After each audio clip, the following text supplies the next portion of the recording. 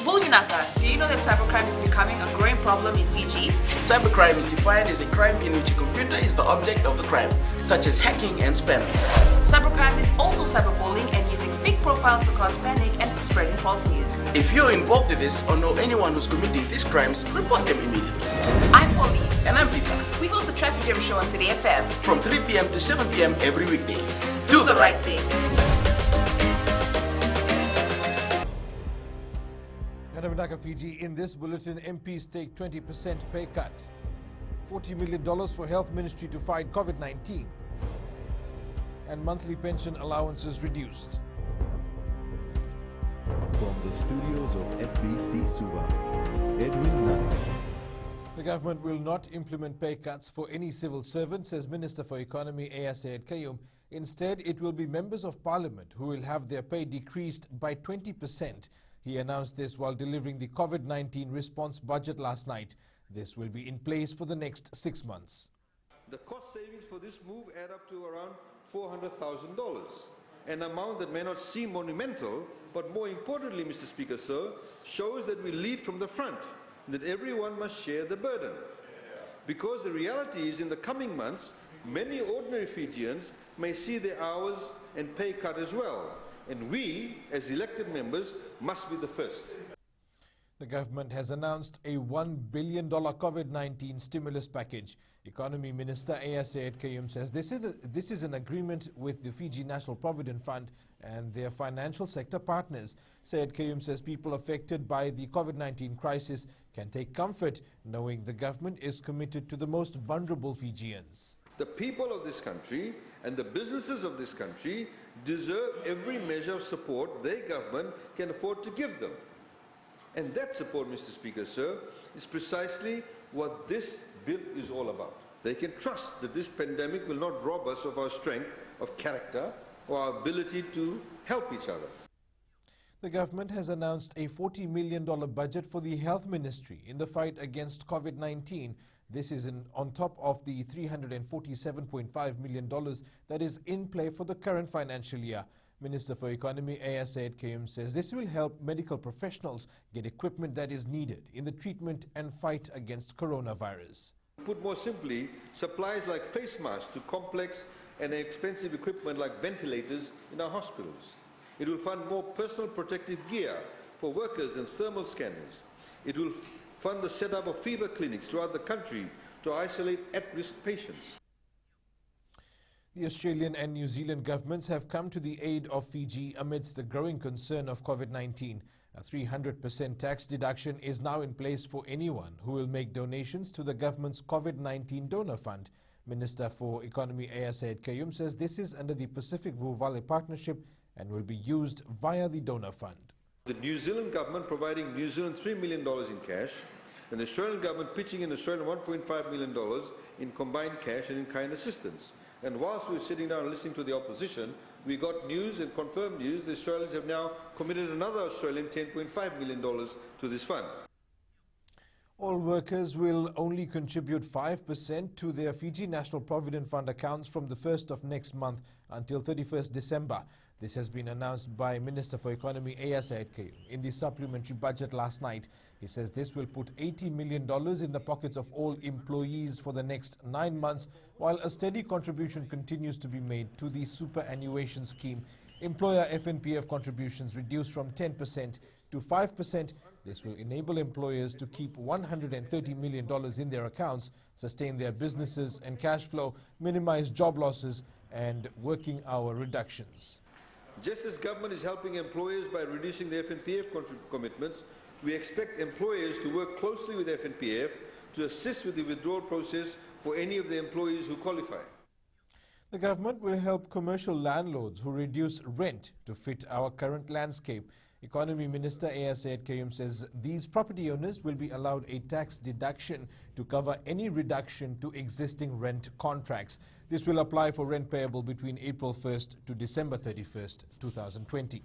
To give an example, basically means if somebody is paying rent of $1,000 and the landlord reduces it to $500, that loss of $500 they can claim as a tax deduction. So the landlord has no loss and government will pick up that burden. But we don't want people to be booted out of their shops.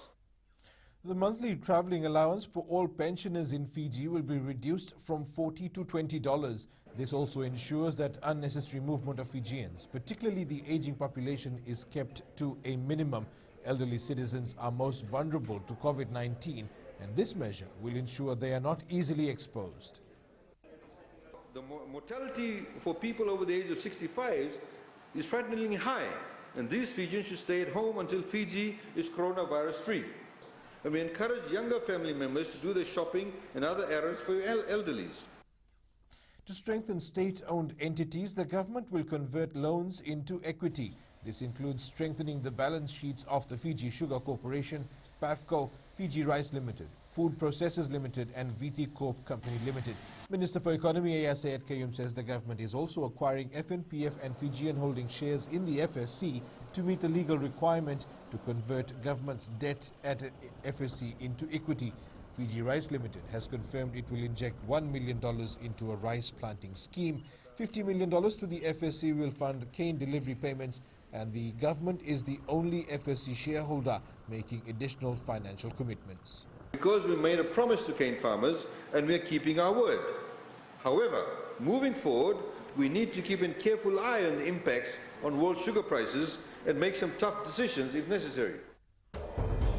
Coming up, challenging financial year for sports fraternities.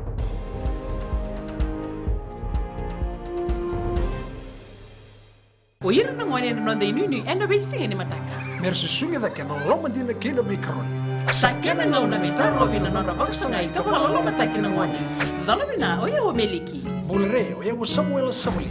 Nama kikirau ena be mataka. Boniti kena bakarombuka. Ni wai tiri kalima na miniti me ono kina tiri na kaloko. Ena Radio Fiji One na ndomo ibiti. Inau kina na mataka. Dan ramai na singabo.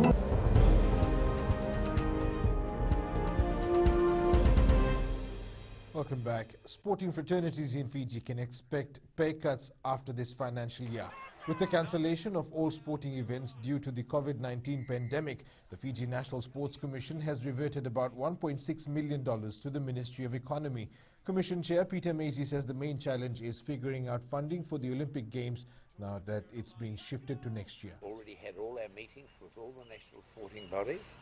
We're prepared and ready to go and have our meetings with the Ministry of Economy when they call for those budget meetings.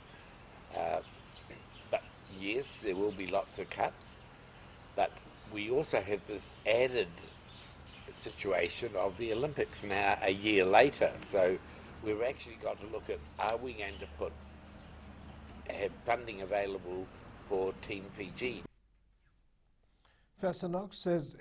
Macy says the participation funding for the Olympics athletes is still available, while training money will last until July.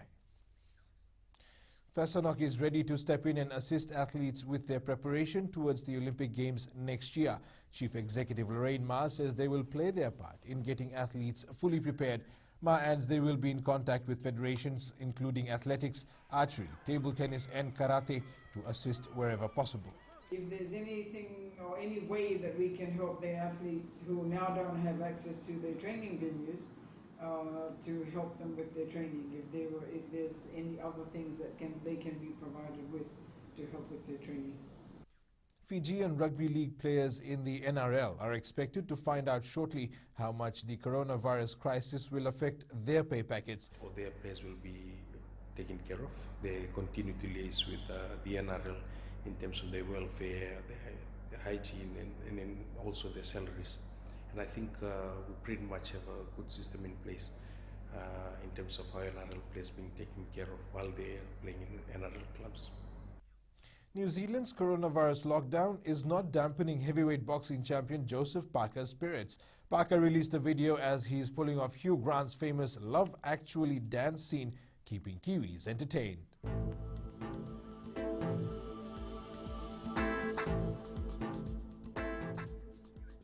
Showers and thunderstorms are likely over most places this afternoon.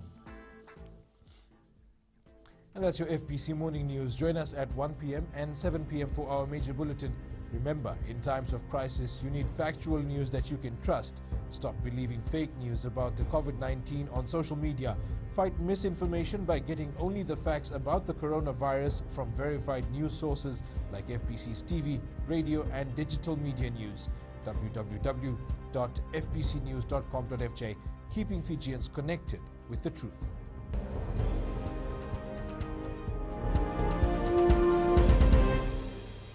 हमारे खूबसूरत देश Fiji में child abuse की घटनाएं आए दिन बढ़ रही हैं। क्यों बच्चों का मासूम बचपन अब्यूज का शिकार हो जाता है? अपने बच्चों की सुरक्षा का खास ख्याल रखें। उनसे बातचीत करें, उनके दोस्तों के बारे में जानें। आज के बच्चे देश का भविष्य है। मैं दीप्ति और मैं मोनिश, आपके हमसफर।